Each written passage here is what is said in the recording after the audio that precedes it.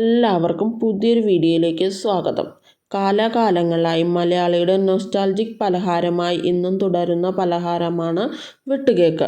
വളരെ എളുപ്പത്തിൽ തയ്യാറാക്കാവുന്ന 4 മണി പലഹാരമാണ് വെട്ടുകേക്ക്. 2 കോഴിമുട്ടയാണ് ബാറ്റർ തയ്യാറാക്കുന്നതിന് എടുത്തിട്ടുള്ളത്. ബാറ്റർ തയ്യാറാക്കുവാൻ എടുക്കുന്ന പാത്രം ഡ്രൈ ആയിട്ടുള്ള പാത്രമാണ് എടുക്കേണ്ടത്. ഇതിലേക്ക് 1/4 കപ്പ് പഞ്ചസാര പൊടിക്കാത്തതാണ് ചേർത്ത് കൊടുക്കേണ്ടത്. പൊടിച്ച പഞ്ചസാരയാണ് എടുക്കുന്നതെങ്കിൽ മൈദയോടൊപ്പം ചേർത്താൽ മതി. ഞാനിപ്പോൾ പൊടിക്കാത്ത പഞ്ചസാരയാണ് എടുത്തിട്ടുള്ളത്. ഇനി ഇതിലേക്ക് 1 ടീസ്പൂൺ വാനില എസൻസാണ് ചേർത്തിട്ടുള്ളത്. വാനില എസൻസിന് പകരം പൈനാപ്പിൾ എസൻസും ചേർക്കാം. ഇനി ഇതിലേക്ക് 1/2 ടീസ്പൂൺ സോഡാപ്പൊടിയാണ് ചേർത്ത് കൊടുക്കേണ്ടത്. കളർ ലഭിക്കുന്നതിനായി യെല്ലോ ഫുഡ് കളർ ചേർത്ത് കൊടുക്കാം. ഇത് ചേർക്കണമെന്ന് നിർബന്ധമില്ല. മധുരം ബാലൻസ് ചെയ്യുന്നതിനായി 1 നുള്ള് ഉപ്പ് ചേർത്ത് കൊടുക്കാം. 1 സ്പൂണോ വിസ്കോ ഉപയോഗിച്ച് ഇത് നന്നായി മിക്സ് ചെയ്തെടുക്കാവുന്നതാണ്. ഈ ബാറ്ററിലേക്ക് 1 തരി വെള്ളം പോലും ചേർക്കാതെയാണ് തയ്യാറാക്കുന്നത്. മുട്ടയുടെ നനവിലാണ് ഈ കേക്ക് കുഴച്ചെടുക്കുന്നത്. ഈ ബാറ്ററിലേക്ക് 2 ടീസ്പൂൺ റവയാണ് ചേർത്ത് കൊടുത്തിട്ടുള്ളത്.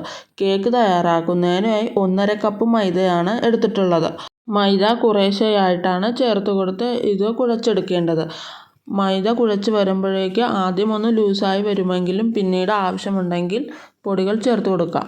ഞാൻ ഇതിലേക്ക് 1/2 കപ്പ് പൊടി കൂടി വീണ്ടും ചേർത്ത് കൊടുത്തിട്ടുണ്ട്. അങ്ങനെ മൊത്തം 2 കപ്പ് പൊടിയാണ് ഇതിനകത്ത് ചേർത്തിട്ടുള്ളത്.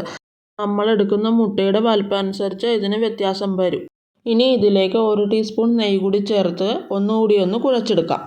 കുഴച്ചെടുത്ത മാവ് ഡ്രൈ ആയി പോകാതിരിക്കുന്നതിന് വേണ്ടി 1 ടേബിൾ സ്പൂൺ നെയ്യ് കൂടി ചേർത്ത് ഒന്നുകൂടി ഒന്ന് തടവി 2 മണിക്കൂർ റെസ്റ്റ് ചെയ്യാനായി മാറ്റിവെക്കാം. ഈ വീഡിയോ കണ്ടുകൊണ്ടിരിക്കുന്ന സമയത്ത് നിങ്ങൾക്ക് വീഡിയോ ഇഷ്ടമായാൽ ലൈക്ക് ചെയ്യുവാനും എൻ്റെ ചാനലൊന്ന് സബ് ചെയ്ത് സപ്പോർട്ട് ചെയ്യണേ. 2 മണിക്കൂർ റെസ്റ്റ് ചെയ്യാൻ വെക്കുമ്പോഴാണ് മാവിന് നല്ല സോഫ്റ്റ്നെസ് കിട്ടുന്നത്. ഈ മാവ് ഇനി 2ആയിട്ട് മുറിച്ചിട്ട് വേണം പരത്തിയെടുക്കാനായിട്ട്. വൃത്തിയുള്ള കൗണ്ടർ ടോപ്പിലേക്ക് കുറച്ച് മൈദപ്പൊടി തൂവിയതിന് ശേഷം നമുക്ക് ഈ മാവൊന്ന് പരത്തിയെടുക്കാം. ചപ്പാത്തിക്കൊക്കെ മാവ് ഉരുട്ടുന്ന പോലെയാണ് ഈ കേക്കിൻ്റെ മാവ് ഉരുട്ടി ഇതേപോലെ ഒരേ കനത്തിലും ഒരേ നീളത്തിലും ആക്കിയെടുക്കേണ്ടത്. ഈ മാവ് 2ആയിട്ട് മുറിച്ച് മാറ്റാം.